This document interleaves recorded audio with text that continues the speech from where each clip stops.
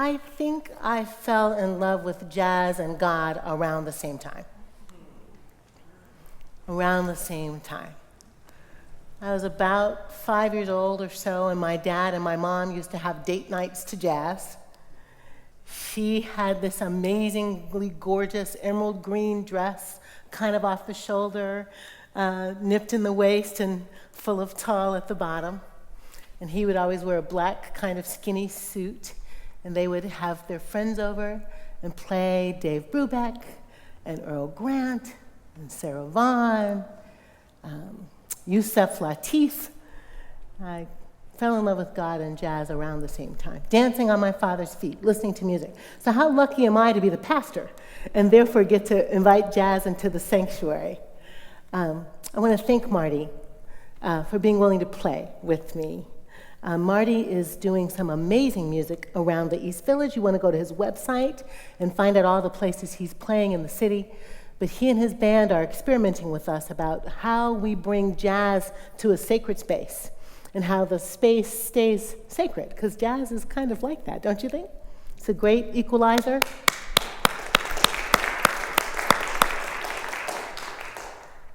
So say a word of prayer with me while we see if God's got something to say also. Thank you, God, for the amazing music, the hymn, the beautiful improvisation that is like your love for us, flexible and lovely and spacious. Speak to us now in this time and place. Amen. So I fell in love with God, and I fell in love with jazz, and I'm still in love with jazz, and I'm still in love with God, but I got to tell you, sometimes I'm a little annoyed with organized religion. Me too. All right now, my brother. Does anybody share my sentiment? This wonderful, beautiful, gorgeous intent somehow gets twisted. Instead of being spacious, it's tight. Instead of being flexible, it's rigid. Instead of being embracing and welcoming and warm, it's about closing doors and shutting people out. Too much of organized religion, Christian, Jewish, Muslim, even those lovely Buddhists, too much of organized religion can sometimes feel like it's about closing doors rather than opening them. I think religion has a cold. I think religion's just a little bit sick, just a little bit sick, little bit sick. Work with me on the little bit. Let's see how far we can push it.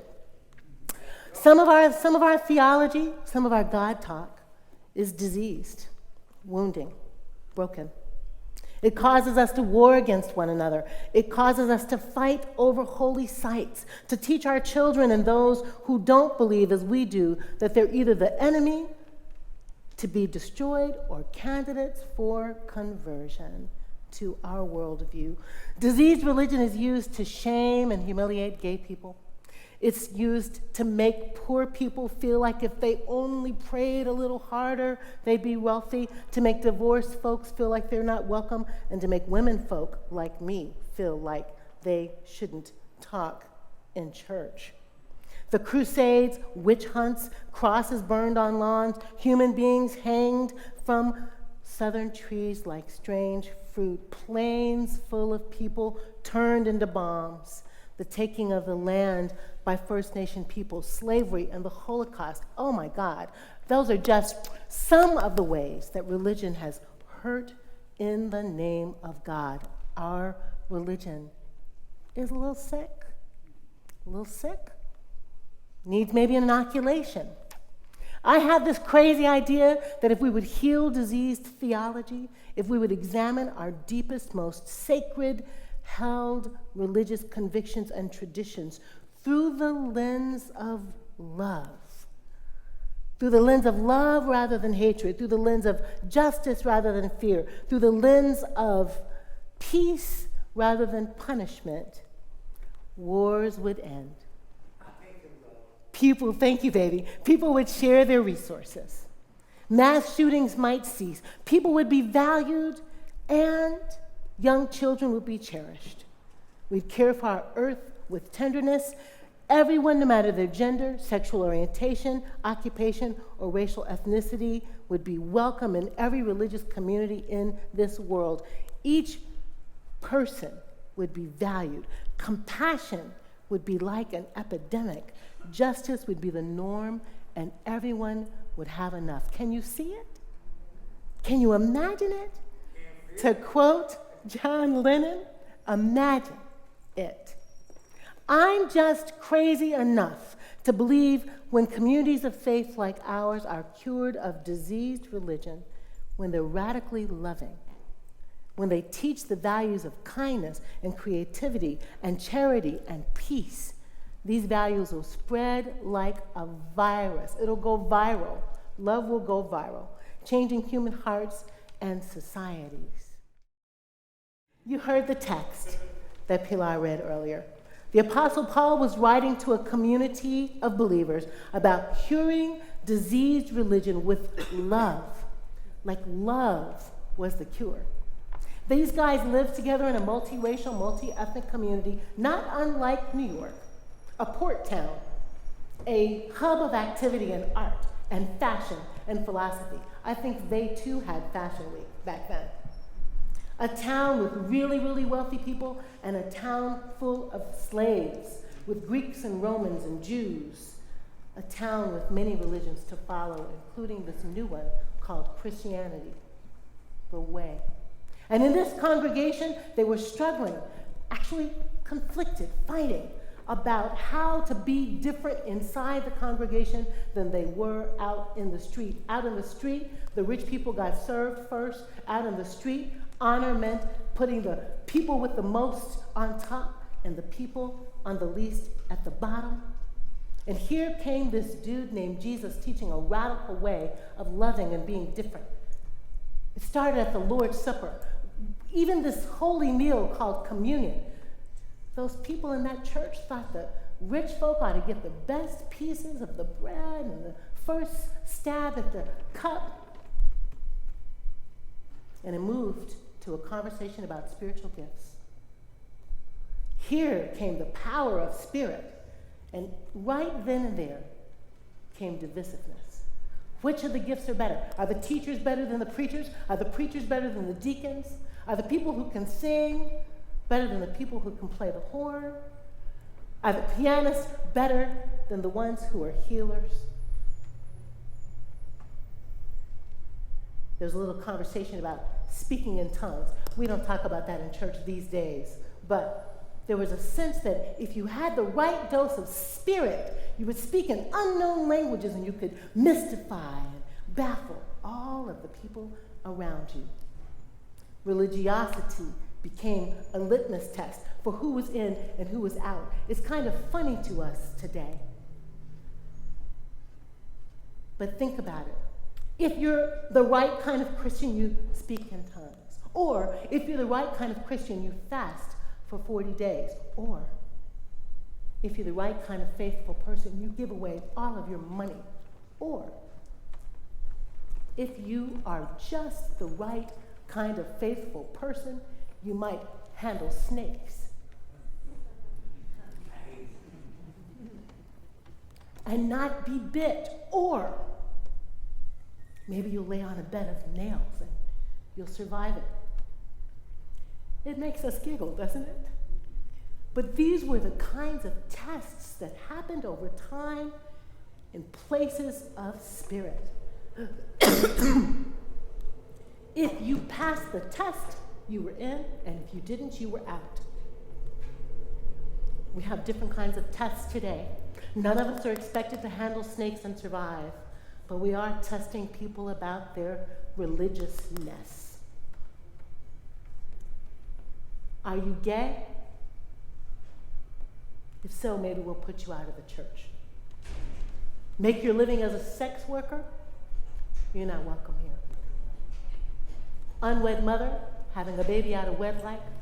We're not going to bless that baby in our congregation. And here's the problem with sick religion. It's very powerful and it's contagious. It's very powerful and it's contagious. Even atheists know the things they think God expects of God's people. And what you end up with is a teenager struggling with his sexuality, and he'd rather die than live accused by another. Violence against gays is authorized by Sikh religion. A man was robbed and beaten by accident last week and chopped up in a Philadelphia bathtub and thrown in the Schuylkill River. Like, that's a true story of horror. And Sikh religion objectifies gays' bodies. Women's bodies are objectified by Sikh religion. A bunch of Indian guys raped a woman 2 weeks ago because she was walking around with her male colleague and they thought it was okay. One of their mothers said in an interview, she must have deserved it. She was out there by herself with a man. Sikh religion objectifies women's bodies. Sikh religion objectifies black bodies. This poor girl, Renisha McBride, is shot to death on a porch in Detroit looking for help after a car accident because she's brown and black and indistinguishable. From Emmett Till to Trayvon, Sikh religion objectifies brown bodies. Sikh religion will find a way to say the typhoon in the Philippines is somehow their fault because they're not Christian, and you know it's the truth. And somebody somewhere, some sad, grieving person is going to hear in the wind from some well-meaning but ill-informed priest, if only we had prayed more, taught more, done the rosary more. Sikh religion makes bad theology.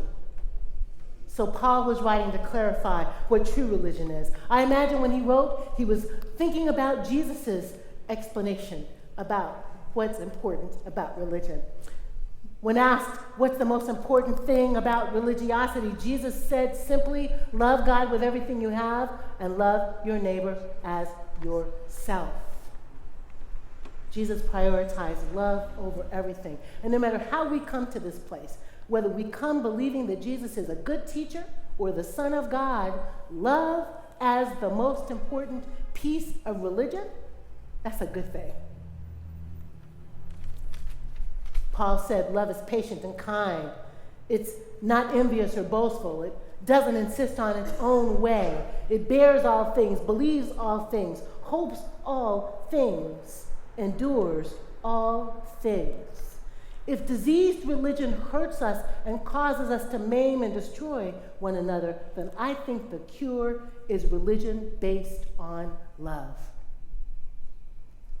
During the United Nations launch of a gay rights program in South Africa, Bishop Tutu said, I wouldn't worship a God who's homophobic. And that's how deeply I feel about this. He said, I would refuse to go to a homophobic heaven. No, I would say, sorry. I'd rather go to the other place. That's a little awkward. But he's saying he'd rather go to hell than go to a place where God might want us to hate some of God's children. I am offended. I'm offended at the God too many of us have created. I'm putting that in little g gods, so nobody write me, Jacqui is blaspheming. But I'm offended at the God that we have created, because we created this God. We created this God who's racist. We created a God who's sexist. We created a God who's capricious or unjust or unethical. Any God who's manipulated by my offerings, any God who would give me more territory because I say the right words in the right order, I don't want to work for that God. I don't want to pray to that God that we've created that authorizes stoning women to death because they've cheated on their husbands or who sanctions violence to be done to anybody. Where did that come from? And stand. I think I've been converted. I no longer pray to this God that we've created in the media who stands on the side of some of us and doesn't love the rest of us, a God who believes that we are right and everybody else is wrong. The God I believe in now is actually more demanding, more exacting, more strident, more judgmental than my old God.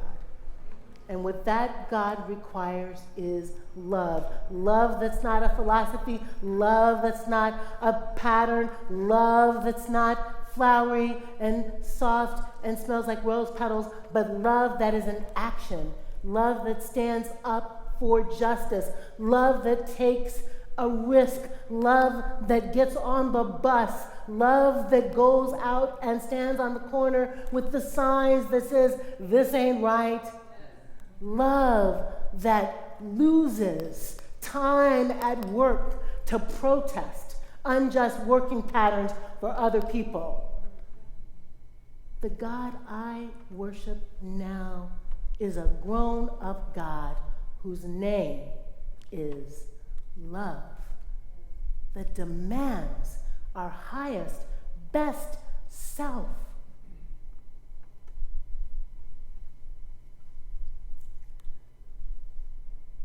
The prophet Micah says grown-up love means that we do justice and love mercy and walk humbly with our God. And that can sound lofty, and I don't know how to find my way in.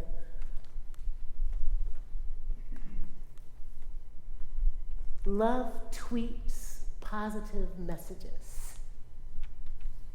Love puts on Facebook examples of love. Love writes letters to Congress and says, "Get your act together and hold on to SNAP benefits for women, infant, and children." Love is interreligious and interfaith. Love respects the God of the other folks. Love does not assume that there's only one revelation and one conversation, and there's only 144,000 of us who will hear it, and the rest of us are damned to hell. Love can laugh at itself and say, "Does that make sense?" Love is in you. Yes, you can find it.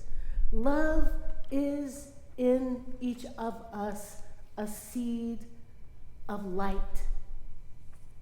We don't come here hating one another. Today I had this incredible experience with a little baby named Gabriel, named after an angel. A little baby who was baptized in this congregation. 10 months old, he's only met me once. Today, on our second meeting, I held him in my arms and I dipped my hands in the water of baptism. And before I could get to his little head with this damp hand, he laid his head on my shoulder and nestled in like I was the safest space on the planet. Oh my God, it made me weep. Love is like that, an innocent yearning to be cuddled, to be known, to be seen, to be acknowledged, to be recognized for who we are. If we felt more loved, we could do more love. If we felt more known, more cherished, more loved, more accepted, more believed in, more trusted, our hearts, I think, would burst open in generous response.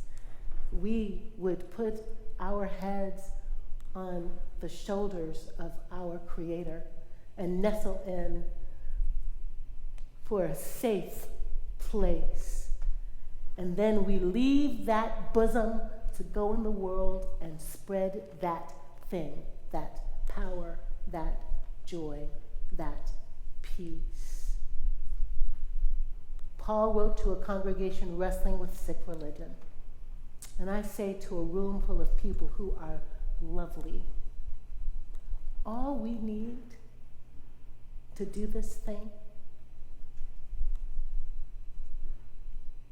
is love. It is power. That's all we need.